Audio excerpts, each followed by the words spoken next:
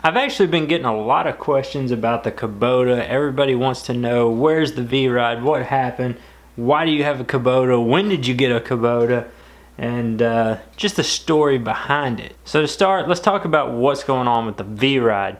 It started making this crazy whiny noise. Every time you started it, it was actually the starter motor getting stuck in the flywheel. Those have like a little spring-loaded system where it comes up, goes into the flywheel, starts the motor, and it's supposed to drop back down. Well, it wasn't dropping back down, and it would make that horrible whining noise. So I had to take it in to get it worked on, which luckily it's still under warranty, so that's all covered by warranty. That's the thing with this V-Ride. I haven't had any issues with it except for the Kawasaki motor. That's the only issues I've had. I ended up picking the Kawasaki because everybody I'd talked to said, you know, that was the way to go. The Kawasaki engine, you know, you're gonna have more power, it's more reliable, but I've actually had more issues with it. It's actually making me want to lean towards getting the Kohler engine on the next mower. I've read that it's more fuel efficient. Yeah, you lose a little bit of power because you're fuel injected, but if you're not having as many problems as I've had with the Kawasaki, I'd rather my mower not be in the shop, and I'd rather not have a loaner. On to the Kubota mower. This is a loaner mower that they have. This is the Z724X. It has a 54-inch deck on it. This mower does have like 300 hours on it, and I think because it's a loaner mower, these 300 hours have been really hard on this mower. I'll show you some of the damage and things that it's got on it. I definitely think with it being a loaner mower, that's kind of one of those issues where, you know, people just don't care because, hey, it's a loaner, it doesn't matter. I'm just gonna give it back to them, it's their problem. Unfortunately, people don't take care of stuff like that like they really should. So this deck has been abused and pushed against things and, you know, had quite a bit of abuse. As you can see, the tires are pretty much bald on this side. The other side, they're not as bad as this, but they are still worn down. This mower is running the Kawasaki FX730V. This is a 23.5 horsepower motor. This is one of the things that I really like about this mower. This is the deck height adjustment. You just turn this to whatever height you want and release the deck, and it goes to that height. Then it won't turn. If you want to change your height, you press down on this pedal, turn it to a different height, let off on the pedal, and it goes right to that height.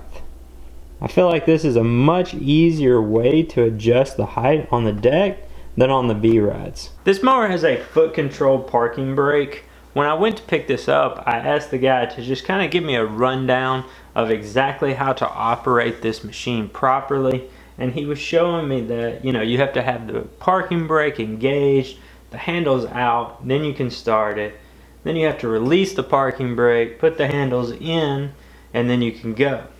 Now, one of the things he had showed me is when you release the parking brake, it doesn't actually release all the way. You actually have to tuck your toe under the parking brake and pull it the rest of the way up. There's been a few times where I forgot to do that, and as soon as I pull the handles down, the engine dies. So I don't know if it's just something with this mower and the fact that it's been beat on so much, or if it's a kind of a Kubota thing. But that has been kind of annoying to get used to remember to tuck my toe under there and just pull that up. Really nothing bad about the mower. Like I said, I'm not sure if it's just this one or if it's all of them. And I'm sure once I got used to it, it wouldn't be a big deal. I'd just tuck my toe, be done with it, and just keep on going. Now for the seat on this mower, that is one thing I have figured out, is that I know at some point I do want to get a sit-down mower. I do like sitting down to mow. It's actually quite nice. But I will be sparing no expense when it comes to the seat. I'm going to spend whatever it costs to get the nicest, most comfortable seat I can get for whatever mower I end up choosing. I think it'll be money well spent because of the fact that I do have a bad back. I have problems with pain, and this thing has been horrible to ride on. At the end of the day, whenever I've been done, my back has hurt really bad on the days that I've used this mower. So it's really disappointing that the seat is what it is. At least I learned that when I'm ready to buy my sit down mower, I am going to spend that money to have a really nice seat put on it. Being that I've never used a Kubota before, I kind of have been really paying attention to the cut quality. I've actually been really impressed with this mower and the cut quality that it has. The blades, I just checked them just a second ago. They are actually pretty dull. I'm probably end up jacking this thing up and sharpening the blades on it. But just looking back on some of the work I've done in the last couple days with this mower and knowing the cut quality that it did with dull blades, it's pretty amazing that it is cutting as nice as it is.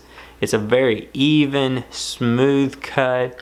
The stripe on it, it does stripe, but I don't know. I can't give it to this over the V-Ride. I still think the V-Ride stripe's better, but it does have a great cut quality, very smooth, clean cut, just like the V-Ride has. One thing that has been hard to get used to with the sit down is on the V-Rides, where you're standing back towards the back of the mower. The deck is in front of you. You have a good field of vision over your deck. You can really see where your deck is, and especially when you're coming up to obstacles and going around them.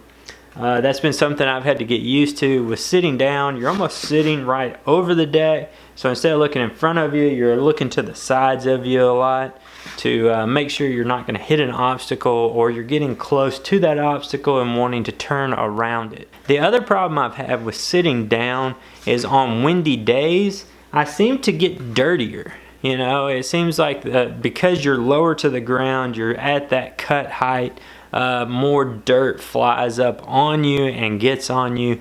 Where with the V-Ride, you're standing up, you're just so high above that kind of that spray line of the mower that it's not as big of an issue with you getting all that grass and dust and dirt all over yourself. That was definitely one of the major things I didn't like about being on this mower, is I felt like at the end of the day I was way dirtier than I was on the V-Rides. So my overall thoughts on this mower is it is an absolute great mower. I think somebody could buy one of these Kubotas, make tons of money off of it. You guys have always known my opinion is it doesn't matter what color it is, what brand it is, it's all about dealer support, how well your dealers support you. I have awesome dealer support where I go. It's just like them knowing that my mower is going to be gone for a good week or so. This mower actually was not ready the day I dropped mine off. It was in the shop getting repairs done on it. They pushed it through to have it ready the next morning so that I could pick this one up and use it while they had my V-Ride. But awesome dealer support, and like I've always said, definitely look at that over what color mower you're buying, what brand mower you're buying. But it's just like this. This is a Kubota running a Kawasaki engine. Mine is a SCAG running a Kawasaki engine. A lot of the other brands also run these Kawasaki engines. So when it comes right down to it, we're all running the exact same engines. We're just choosing a different color, a different shape, a different style. It's really just, this kind of thing comes down to really personal preference, what you like, what color you like, things like that. But whenever it comes right down to it, just depend on your dealer support. Find you a great dealer that's going to take care of you, that's going to almost kind of bend over backwards for you a little bit, because you need them to take care of you when there are down times like this, because you've got to keep going. You've got to keep getting things done, taking care of your customers. You can't let your business go down. And if you have a dealer that's going to leave you hanging, then that's gonna make you leave your customers hanging, which really looks bad on you. I know this hasn't been just a huge in-depth review of this Kubota. Now, I've only been using it for a few days. I'm just trying to let you guys know what's going on with the SCAG, why I've got the Kubota, and just some little things that I've observed just so far on the little bit that I've used this.